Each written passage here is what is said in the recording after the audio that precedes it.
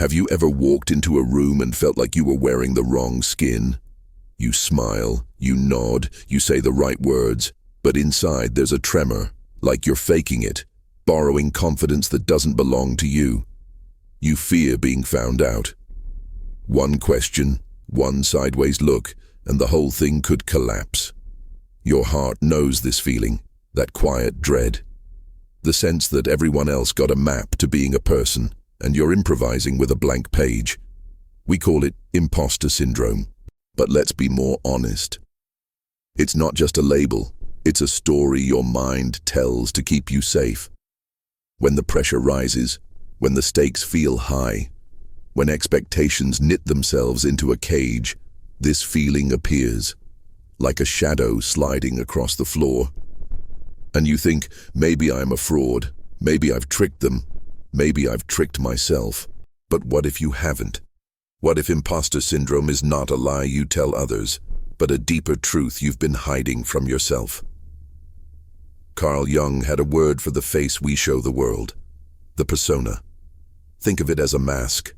Polite, competent, presentable. The persona makes life smoother. It helps you blend. It wins you respect, jobs, friendships, calm waters. But a mask must fit. When it is too tight, it cuts off breath. When it's too perfect, it cuts off truth. If you've ever felt like you're performing a version of you while the real you waits outside, in the hallway, patient and cold, that's the persona asking for obedience and the soul asking for oxygen. Jung's insight is not an accusation, it's a map. He says, your persona is not evil. It's necessary, but it is not the whole of you. The imposter feeling shows up when the mask becomes a prison, when the role devours the person, when you have confused being good at something with being allowed to be someone. The fear of being exposed is not just about incompetence, it is about the ache of unrevealed self. You know the moments. You sit in a meeting and share an idea you don't believe in, because that's the script. You laugh at a joke that stings, because silence is risk. You perform cheerfulness when your bones want quiet. People clap. You pass. And then later, alone, you feel hollow. That's the signal. The persona sang, but your deeper voice stayed silent. Jung would say, the psyche protests. The protest is the imposter feeling. The part of you that refuses to disappear calls you back with discomfort. Here's the twist most of us miss. Imposter syndrome is not solved by louder performance. It's soothed by honest alignment. When the face you show and the person you are start to touch, the fear loses its oxygen. And that is where the shadow enters. Jung's shadow is everything you push outside the circle of what's allowed to be you. The traits you deny, the talents you muted, the anger you never admit, the tenderness you hide, the opinions you swallow, the impulse to dance in a room that prefers frozen statues. The shadow is not only dark, it is also bright, blinding gifts locked in a basement. Imposter syndrome often means your persona, your top-floor self, won't let the basement speak. You feel like a fake because a portion of your truth is under house arrest. Imagine spending your days acting humble while your gifted part wants to lead, or acting serious while your authentic part is irreverent and playful, or acting brave while your tender part just wants to say, I'm scared. The more you silence the shadow, the more unreal you feel. Your life becomes a beautifully designed room with the lights off. So what do you do with this? Jung invites a difficult courage. Take the mask into your hands and examine it. Where does it help? Where does it choke? Be gentle. The persona is a protector. It emerged to keep you safe in rooms where showing the real you felt dangerous or punished. Don't rip it off. Unhook it slowly. In practice, this might mean speaking one truer sentence in a conversation that expects flattery. It might mean saying no when yes would earn applause but steal your soul. It might mean letting a laugh escape in a room of stone faces or letting a silence fall when noise is expected. Consider this image. You are a river, and the persona is the bank. Without banks, a river floods and destroys. With banks too tight, the river shrinks into a trickle. The task is to widen the riverbank just enough for the water to breathe. That's how imposter syndrome eases, when flow returns. Jung also spoke of complexes, clusters of emotion and memory that bend our behavior without our permission. Imposter syndrome often has a root complex. Maybe it began as a child, when praise was slippery, when you only felt loved for your grades, when confidence was called arrogance, when your creativity was laughed at. The complex freezes time. Every new stage becomes that old room. You're 30, 40, 50, and still a child 3 seconds before being scolded. Notice this without judgment. Say to yourself, this trembling is an old visitor wearing a new coat. When you name the visitor, it loses some power. And then there's this. Our world trains personas more than souls. Social media offers endless stages. Profiles, selfies, brand management, humble brags disguised as humor. We curate highlight reels, we smooth our edges. And later, we wonder why we feel counterfeit even when we're praised. The structure rewards the mask. So your discomfort is not just personal, it is cultural. You are not broken. You are reacting normally to a system that worships appearances and starves depth. How do you eat again? How do you feed soul in a world of masks? Here's a small, sacred experiment. For 1 week, at the end of each day, write down 2 columns, mask and soul. Under mask, list where you performed. Words you said that were not true, smiles that hid pain, agreements that cost you.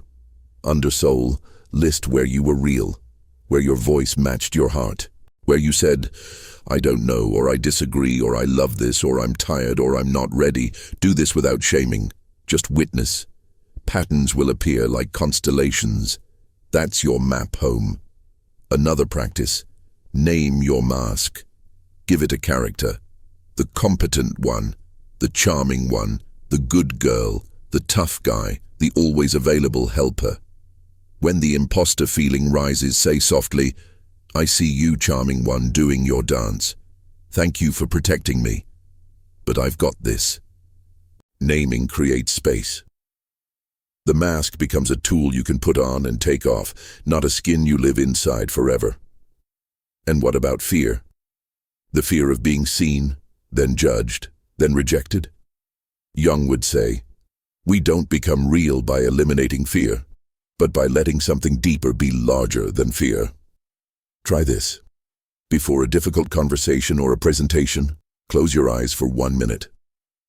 Rest a hand on your chest. Ask, what tiny piece of truth wants to be told? Not everything, not a confessional flood, just one piece. Then let your first sentence carry that. I haven't said this before, but I care deeply about this. Or I'm excited and nervous. Or I think there's a simpler way. That one true seed can grow roots that steady you. Some of you might say, but what if my real self is small? Or what if my shadow is dangerous? Jung would warn against extremes. The aim isn't to glorify the shadow, but to integrate it. You don't give your life to the basement, you invite the basement upstairs for tea. Angry? Let anger write a letter you never send, but let it teach you your boundary. Tender? Let tenderness pick your words. Wild? Let wildness choose a hobby. Your shadow becomes a partner, not a puppet master. Notice where you feel most like a fraud. Is it around experts, around beauty, around kindness, around money? Each arena reveals what part of you remains unclaimed. If kindness makes you feel counterfeit, perhaps you learned early that softness is weakness. You survive by armor. If money makes you feel fake, perhaps you believe your worth is tied to scarcity. You survive by proof. If expertise stirs panic, you may have a brilliant mind that was once dismissed, and it doesn't trust rooms with white coats. Each trigger is a doorway to a room where a younger you still waits, holding a truth that never got permission to grow. Now let's get even more practical. Choose one role you play, a role that often produces that imposter sting. Parent, manager, artist, teacher, friend. Ask 3 questions. 1. What part of this role is required persona, the bank of the river? For a manager, structure, clarity, timelines. For a parent, boundaries, guidance. For an artist, craft, discipline. Acknowledge what's functional. 2. Where is the persona too tight? Where do you overperform? Where do you smile past your truth? Where do you cover confusion with jargon? This is the slight choke you feel. 3. What small piece of shadow wants in? A silence, a pause, a laugh, a question. A new sentence, I'm not sure yet. Or, we can slow down. Or, this part matters to me. You're not tearing down the dam. You're widening the channel. Please don't hear perfectionism in this. The aim is not to be authentic all the time. That's another mask. The authentic one. Life requires roles, seasons. But if your roles never loosen, you'll suffocate. Authenticity is breath, not performance. It's a rhythm, in and out, persona and soul, mask and face, applause and quiet. Here's a trick for the moments when panic threatens to unmask you. Instead of trying to be confident, try to be present. Confidence is a costume, presence is a home. Look at one person in the room with kind eyes. Feel your feet inside your shoes. Notice your breath entering and leaving. When your mind screams, they'll find out. Let your body whisper, I'm here. The shadow respects presence.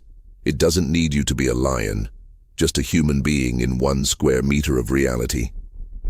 Sometimes imposter syndrome is a moral compass. It alerts you to spaces where your values are not welcome. If you feel like a fraud selling something you don't believe in, the wisdom may be, stop selling it. If your job requires a mask that never comes off, the message may be, leave the room. This isn't always possible immediately, but clarity is mercy. Jung believed the soul conspires for wholeness. When you feel split in 2, listen for the part that won't betray itself. That is the one to follow, even if slowly, even if quietly at first. What about praise? Strange, isn't it? How compliments can make imposter syndrome worse. You hear you're amazing and feel a tremor. Why? Because the praise lands on your persona, not your person. The persona smiles and bows. The real you steps back. Next time praise arrives, try this. Let it pass through the mask. Ask yourself, which part of me actually did that? Did I care? Did I try? Did I learn? Let the praise meet the part that labored. Then say, thank you. Not as a performance, but as a simple truth. Let's go into a symbol. Dreams. In dreams, the mask often falls off. You show up late. You forget the lines. Your teeth crumble. You run but can't move. These are shadow messages. Your persona is overworked. Your soul is underfed. Fear has become the director. Don't analyze every symbol. Just wake and ask, where am I overperforming? Where am I undernourished? Let that question guide one small change today. Mid-roll. Which mask do you catch yourself wearing most often? And what tiny truth could you let through it this week? Share it in the comments. And if these Jung insights help you feel a little more real, tap like and subscribe so you don't miss the next deep dive. Another image. The well. Imposter syndrome lowers a bucket into your stomach and pulls up emptiness. It says, see, you are hollow. This is a lie born from hunger. The well isn't empty, it's deep. Your rope is just short. Lengthen it by making contact with what truly feeds you. Solitude that isn't lonely, friendship that isn't performative, work that honors your values, art that makes your insides brighter. Each act of contact lengthens the rope. Soon the bucket returns with water, and you remember you were never hollow, only thirsty. Let's speak to the inner critic, the voice that says, who do you think you are? It wears a parent's tone, or a teacher's sigh, or the internet's sarcasm. It pretends to be truth, but it's often fear in a tuxedo. When that voice rises, borrow a phrase. I am learning. Say it with humility and spine. I am learning is strong enough to deflect perfection and soft enough to spare your heart. It keeps the persona honest and the shadow welcome. Jung believed we're pulled toward the self, the center that includes all our parts, bright and broken, loud and shy. Individuation is this long, quiet pilgrimage toward inner unity. Impostor syndrome, then, is not a curse sent to sabotage you. It's an early warning system. It says, you've drifted from center. Your mask is charming, but your center is calling. Come home. Home doesn't mean quitting everything and moving to a mountain. Home might be 10 honest minutes in the morning, a single refusal to gossip, a boundary around your phone at night, a slow walk without performance. It might be one real sentence spoken into a brittle conversation. You will feel the difference. The air changes. Your nervous system recognizes the taste of truth. There are seasons for bigness and seasons for repair. If you're in a season where every step feels like an audition, pause. Shrink the room. Talk to one person instead of a crowd. Write a letter instead of making a speech. Build a small altar to reality, a notebook, a candle, a chair where you practice being someone with no mask on. Thank your persona for the roles it plays. Thank your shadow for the truths it holds. Then ask yourself to braid them together for today's work. You may worry that if you stop performing, you'll lose everything. But what if the opposite is true? What if the respect you keep trying to earn is waiting on the other side of a single honest sentence? What if the work you long to do will only trust you when you become someone who can be trusted by yourself? What if love is not impressed by your mask, but magnetized by your face? Sometimes being real will disappoint people who only loved your persona. That is a grief. Let yourself feel it. Cry if you must. Not as a victim, but as a person who refuses to be split in two. Then notice who stays, who draws closer, who breathes easier around you. Those are your people. They aren't threatened by your truth because they are practicing their own. A final practice for hard days. Before walking into a room that scares you, whisper this. I don't have to be extraordinary. I have to be here. Then, when the imposter voice whispers you're not enough, answer with this. I'm not a performance. I'm a person. You may feel your shoulders drop. Your breath deepens. The mask softens. The shadow nods. And you can begin. Carl Jung never promised a life without fear. He promised meaning to the fear. He pointed to the path where the opposite sides of you meet, shake hands, and agree to walk together. That's what you're after. Not a flawless persona. Not an unleashed shadow. A union. A life where you can speak not only clever words but honest ones. Where you can do not only good work but true work. Where you can love not only as a role but as a real beating heart. If you feel like an imposter, remember, that sensation is a bell, not a verdict. It rings to wake you up. It rings to guide you back to the room where your true voice waits. Go there now. Sit with it. Ask what it wants to say today. Then bring one sentence of it with you into the world. Just one. Watch how the air changes. Watch how the fear loses shape.